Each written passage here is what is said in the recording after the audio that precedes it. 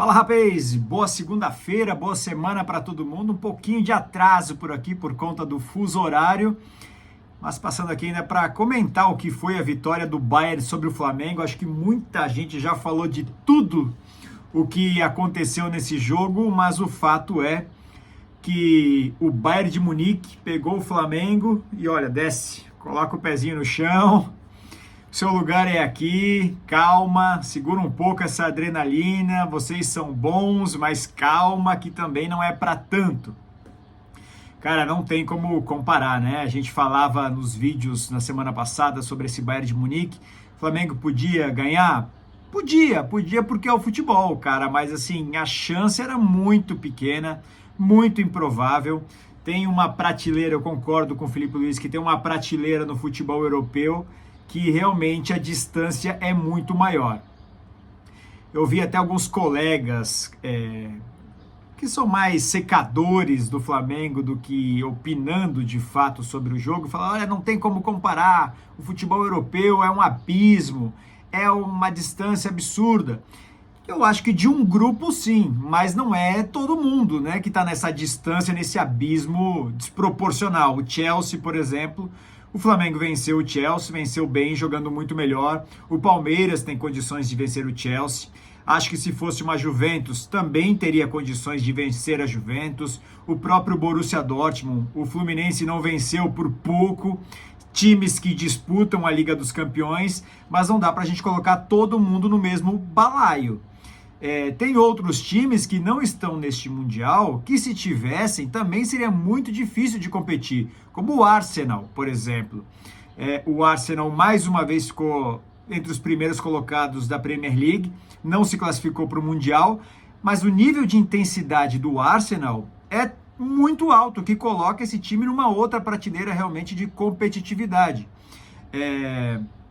O Napoli é outro time também, apesar de não ser um time tão grande, tão vitorioso assim no futebol italiano, no cenário europeu, mas o momento do Napoli, sendo campeão italiano nessa última temporada, em 2023 de novo, coloca o Napoli também num outro estágio. Mas não acho que todo mundo está nesse patamar. Tem time europeu que dá para os times sul-americanos enfrentarem, fazer bastante barulho e conseguir a vitória. Mas o Bayern, ele está numa prateleira que eu colocaria ao lado de Paris Saint-Germain, de Manchester City, da própria Inter de Milão e do Real Madrid, neste Mundial. São esses 5 clubes que dificilmente o troféu não vai ficar com um deles, porque o nível de competição, como eu falei, é muito alto. E aí, quando o Flamengo comete sucessivos erros nos primeiros minutos de jogo, cara, aí não tem como, você não pode errar contra um time, contra o Bayern de Munique, não dá para errar. O gol contra do Pulgar, aquilo ali desmontou qualquer estratégia do Felipe Luiz, dá um balde de água fria, esfria a reação do time, faz com que o outro time, né, no caso o Flamengo, tenha se abatido muito cedo. Para você conseguir virar um placar já é difícil, contra o Bayern então, aí não tem como. E aí depois uma outra falha do Arrascaeta, enfim, foram sucessivos erros até o final da partida que acabaram culminando com essa eliminação do Flamengo. Mas mesmo se não errasse da maneira que errou, desproporcional, assim, não é um Flamengo que a gente está acostumado a ver, pelo menos o nível que o Flamengo compete, né, no Brasil, na América do Sul. Se você erra, você não é punido severamente como quando você erra contra um time tão forte como é um time europeu. Mas mesmo se não errasse tanto, dificilmente o Flamengo conseguiria vencer o Bayern. O Bayern deu a impressão de fazer o Flamengo se sentir um time semi-profissional. Aquela sensação de que tá tudo certo, tá tudo sob controle, fiz 2-0, os caras descontaram 2-1, mas calma, tá tudo certo. O nível em campo, o nível técnico dos jogadores do Bayern é muito maior. Nível de concentração, nível de competitividade. Então, mesmo se não tivessem todos esses erros pelo lado do Flamengo, ainda assim, acho que o Bayern sairia vitorioso. O que eu não gostei do Flamengo antes do jogo, eu não gostei de tudo, né? Dos erros, de tudo que aconteceu, mas alguns jogadores escalados pelo Felipe Luiz eu tenho um pouco de dúvida. como o caso do Wesley, né? Por que não colocar o Varela?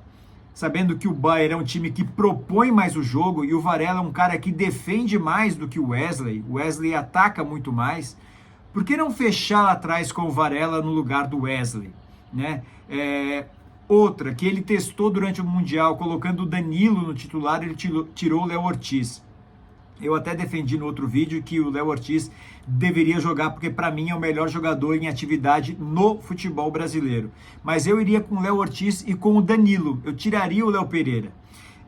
Apesar do Léo Ortiz e do Danilo serem destros, mas a experiência do Danilo poderia ajudar demais num jogo como esse, em posicionamento, na hora de orientar a saída de bola, mais seriedade. O Danilo está mais acostumado com esse tipo de jogo, com esse tipo de ambiente, da dificuldade de ter um adversário como ele, então, como era o Bayern.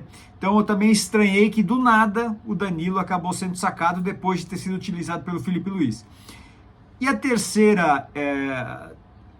probleminha na escalação, na minha opinião, foi mais uma vez o Plata entre os titulares. Acho que o Plata tem uma série de qualidades, a força física, a velocidade e tudo mais, mas eu teria entrado com o Bruno Henrique. O Felipe Luiz já falou diversas vezes que ele tem informações que nós não temos, mas eu digo em termos de jogo. Acho que o Bruno Henrique é mais jogador de jogo grande do que o Plata. Já mostrou isso 200 mil vezes. Não mudaria nada, mas é a escalação que eu acho que talvez poderia ter sido diferente. Com o Bruno Henrique, com o Varela, com o Danilo em campo, com qualquer time em campo do Flamengo, o Bayern provavelmente teria vencido essa partida. Mas são detalhes que a gente analisa antes mesmo da bola rolar. Então, para mim, o Felipe Luiz também teve a sua culpa, sua parcela de culpa, escalando um time... Porque o Wesley é um cara que já mostrou várias vezes o nível de desconcentração. Parece que quando ele pega um time grande pela frente, um time maior, como foi contra o Chelsea, agora contra o Bayern, em outras ocasiões também, time grande, parece que ele dá uma desconcentrada, ele dá uma pirada na cabeça, ele não está tão concentrado, e a saída do Wesley do Flamengo para a Europa iria ajudar demais ele, demais esse nível de concentração, de entrar mais focado numa partida, mais preparado psicologicamente. Tecnicamente o Wesley é muito bom, mas psicologicamente dá para ver que ele ainda deixa um pouco a desejar, está um pouco abaixo ainda do que se pede para um jogador de alto nível, um jogador de lateral direito de seleção brasileira, de disputar a Copa do Mundo, porque o Wesley está pretendendo essa posição, ele está na briga por essa vaga. E ele precisa melhorar mais o seu psicológico. Parece que ele entra muito abatido, desconcentrado, não sei se um pouco abismado pelo adversário que ele tá enfrentando, não sei se isso acaba mexendo com o emocional dele. Ontem, mais uma vez, ele errou demais o Wesley. Não dá para colocar só na conta dele, mas foi um erro que me chama a atenção, como ele entra desconcentrado muitas vezes em jogos grandes. Então a saída dele para o time na Europa, para viver mais esse tipo de ambiente, pode deixar ele com mais casca e preparar ele melhor para uma futura Copa do Mundo, jogos grandes pela seleção brasileira. Ele é muito bom tecnicamente, mas eu acho que o problema do Wesley realmente é o psicológico. O fato é que o Flamengo foi no seu limite. Esse era o limite do Flamengo. Jogou o que pôde. Deu para ver que os caras correram demais, correram muito mais do que em outros jogos, a impressão foi essa. E talvez isso seja o que faça o torcedor do Flamengo sentir orgulho, de ver que esse time não foi covarde, não mudou sua maneira de jogar, foi para cima do Bayern, buscou o jogo, tentou pressionar em 10 minutos ali, buscar o empate de alguma maneira. Então acho que esse é o ponto mais positivo que a torcida pode levar desse Mundial de Clubes. Nós temos o nosso DNA e isso foi respeitado. O Mundial inteiro a gente foi para cima para buscar a vitória. É o Flamengo, a gente tem que vencer, não importa quem esteja do outro lado. Claro que jogando com estratégia, mas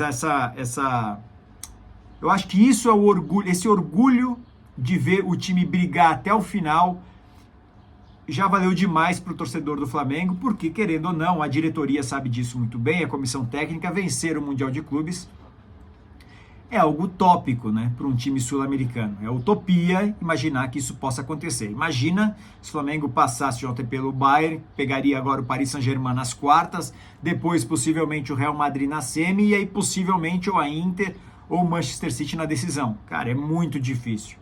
Se consegue passar por eles e for campeão mundial, seria o maior campeão mundial da história do futebol, né? Porque não sei se alguém pegou tanta pedreira assim pela frente, nem Liga dos Campeões e tudo mais.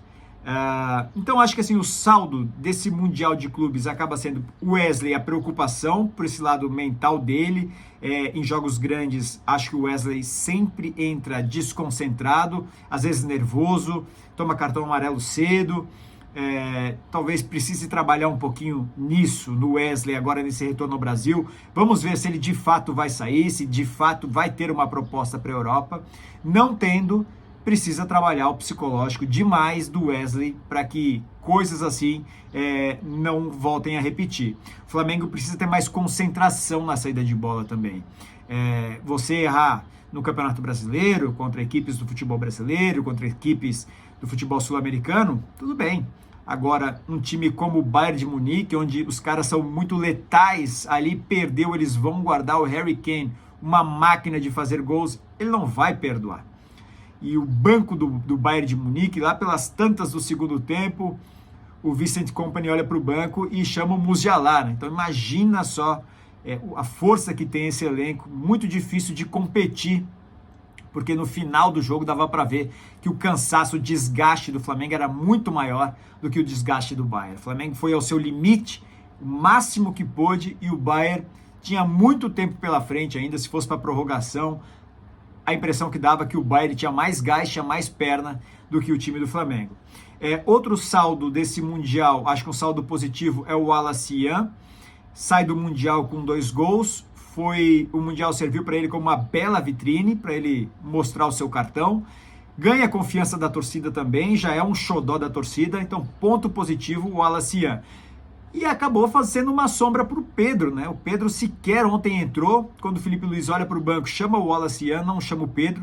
Tá certo que a proposta do jogo, o Pedro sendo um centroavante, um cara que pode fazer o pivô, não era um jogo para ele. Mas de repente uma bola na área, uma bola alta, o Pedro poderia, com as suas características, vir ajudar o Flamengo de alguma forma. Mas o Pedro perdeu espaço. E para o Wallace Ian, acho que o Pedro não encaixou nesse formato do Felipe Luiz. O Felipe Luiz gosta de jogar com o Luiz Araújo de um lado aberto, com o Plata do outro lado aberto, a Arrascaeta pelo meio. Então, aquela posição de centroavante vai depender muito do adversário. Mas que o Pedro perdeu espaço nesse time do Flamengo, e isso perdeu. Perdeu e ficou muito claro nesse Mundial de Clubes. Bom, é uma derrota, o Flamengo volta para casa, não é terra arrasada. Muitas coisas positivas dá para tirar deste resultado, dessa campanha. Deu azar, porque era para ser o Benfica nas oitavas de final, e aí acho que o Flamengo poderia passar. Com o Bayern ficou muito mais difícil, mas mesmo se passasse pelo Benfica, provavelmente nas quartas de final contra o Paris Saint-Germain já não ia ter mais chance.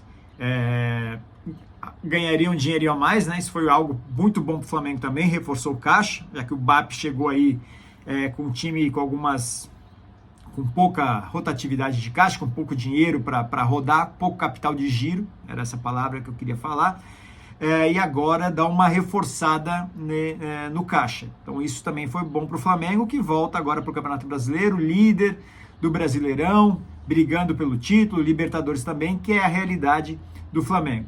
Difícil, muito difícil. Acho que serviu para a gente, foi uma boa experiência para a gente ver o melhor time da América do Sul, que é o Flamengo, contra um dos melhores times da Europa, para a gente ver que nível de fato a gente está.